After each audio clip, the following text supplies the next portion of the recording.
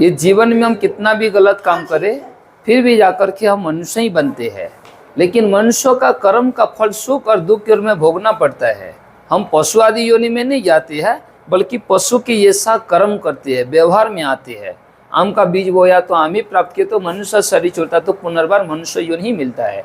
हम 84 लाख में नहीं आते हैं, ये अनेक जीव जंतु हो सकते हैं, उसी में से मनुष्य एक जाति है, उसको सत्यु की सीढ़ी उतरने में 84 जन्म लग जाता है। पूरे विश्व में जनसंख्या बढ़ने का कारण आत्मा भगवान के घर से आते हैं।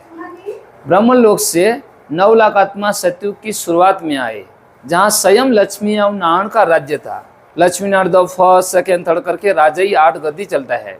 त्रेता के अंत आने में जनसंख्या 33 करोड़ हो गए, वहाँ राम सीधा दो फर्स्ट सेकेंड थर्ड करके राजा ही 12 गद्दी चलता है। और वो 2 युग की देवताएं पुनर्जन्म लेकर के जब द्वापर में आते हैं, उन देवताओं का यादगार मंदिर बनता है और भक्ति करके भारत के लोग नीचे आ जाते हैं। ऊपर खाली होती, नीचे जनसंख्या बढ़ रही है। यहाँ जनसंख्या वृद्धि, पाप, भ्रष्टाचार, हिंसा, लड़ाई झगड़ा बढ़ गई। जब स्वयं परमात्मा अपना सिंहासन छोड़ करके एक मानव के तन में आकर के प्रवेश करती है, जिस मानव का माध्यम लेते हैं, माध्यम का नाम प्रजापिता ब्रह्मा रखा। उनके थ्रू से ईश्वर तीनों कालों का ज्ञान, चारों युगों का ज्ञान, ये संसार की हर व्यवहारिक बातें सिखाते हैं। लास्ट में सृष्टि की अंतिम लड़ाई होता है और इन महाविनाश के बाद सभी आत्मा वापस फिर से घर लौटते हैं। इसके बाद फिर से दोबारा नई सतयुग की शुरुआत होती है।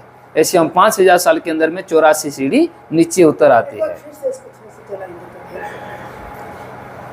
बात कर रही है, आज भाई भाई के अंदर में दुश्मनी है, रोज बहनों के ऊपर अपहरण बलात्कार बढ़ रही है, गृहस्थी का हालत भी बिगड़ा हुआ है, जीवन का कोई भरोसा नहीं है। अभी भी लोगों को 3 टाइम खाने के लिए नहीं मिलता है, अन्न नहीं, वस्त्र नहीं, मकान नहीं, ठीक से सुख सुविधा नहीं है। 5 तत्व भी बिगड़ा हुआ है। कहाँ भूकंप आता है, बाढ़ आ रही है, तूफान मचा रही है।